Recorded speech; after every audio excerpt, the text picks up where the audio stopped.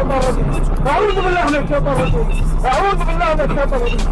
أعوذ بالله من الشيطان الرجيم. أعوذ بالله من الشيطان الرجيم. Shalom. First and foremost, I'd like to give all praises and glory to Yahweh by Hashem Yahushai, by Hashem Kakodash, and double honors to the apostles and the elders of Great Millstone, and peace and blessings to those who lay out there hearing this word in truth and sincerity. So, as you can see from the opening clip, I'm going to name this lesson the Spirit just like that. And because just like that, judgment goeth forth. 1 minute, you're 1 minute you're standing, you're looking at what's happening. The next minute, you get crushed and you get sent to the spiritual realm. And the Lord, as you can see, has been sending gruesome judgments, lately.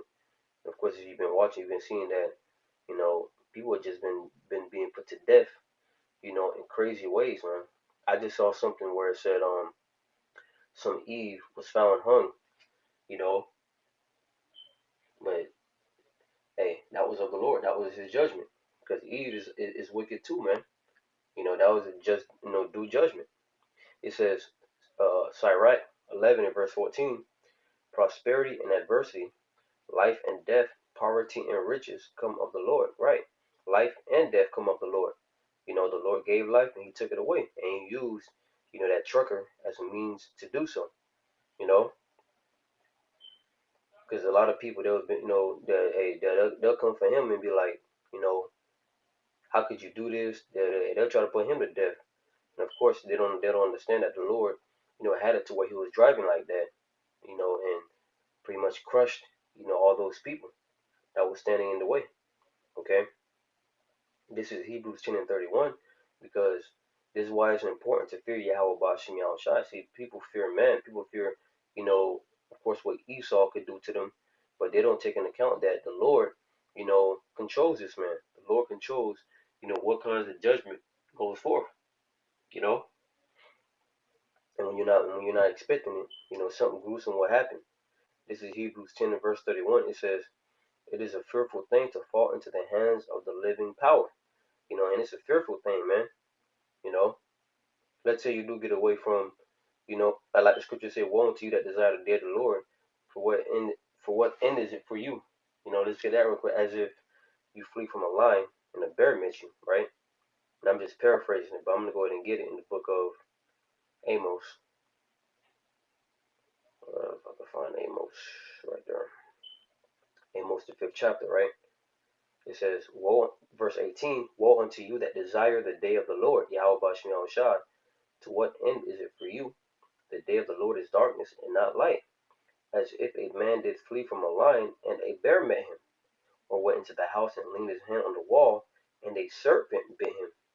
Shall not the day of the Lord be darkness and not light, even very dark and no brightness in it?" So pretty much, as it's saying right here, the day of the Lord, you won't be able to escape it unless you're part of the elect. There is no escaping it, man, because you think you escape one thing, but you're met by another, And that's his judgment. You think you escape one part of his judgment, you think you got away. Well, something else catches up to you. So that's why it's a fearful thing to fall into the hands of Yahweh Ba'ashem Yahushai. And it's an important thing to fear the Lord, because you don't know where you could be. Like, let's say one day, like, your car just breaks down and, you're trying to get this thing to work, but you don't know why it's not working for some reason. Next thing you know, the route that you take to work, you hear that, it's a accident happened on that route, a big accident, matter of fact.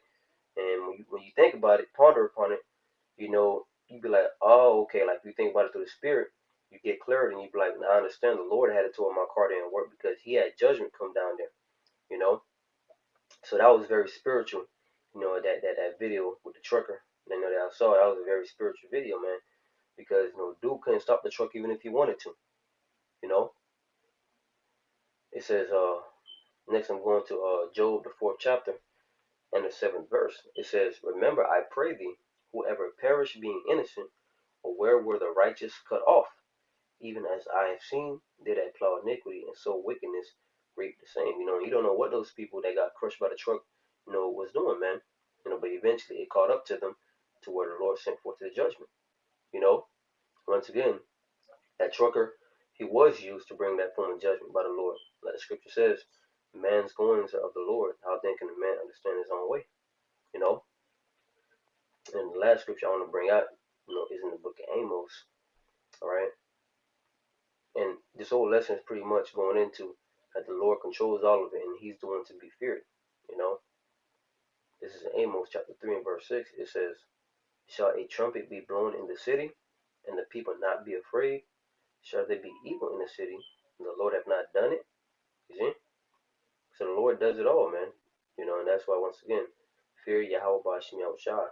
Plead for His mercy. Beg for His mercy, man. Because we're going to need that mercy when He really open up the floodgates of hell. When I say floodgates of hell, I'm talking about destruction and everything, a time of destruction. And the only way to escape is through Yahweh Bashim Yahushua. All right, so, Lord willing, this lesson was edifying to those that watched. I want to give all praises, honor, and glory to Yahweh, Ba'ashem, Yahushua, Ba'ashem, Rakapadash, and double honors to the apostles and the elders of Great Millstone. Shalom to the whole full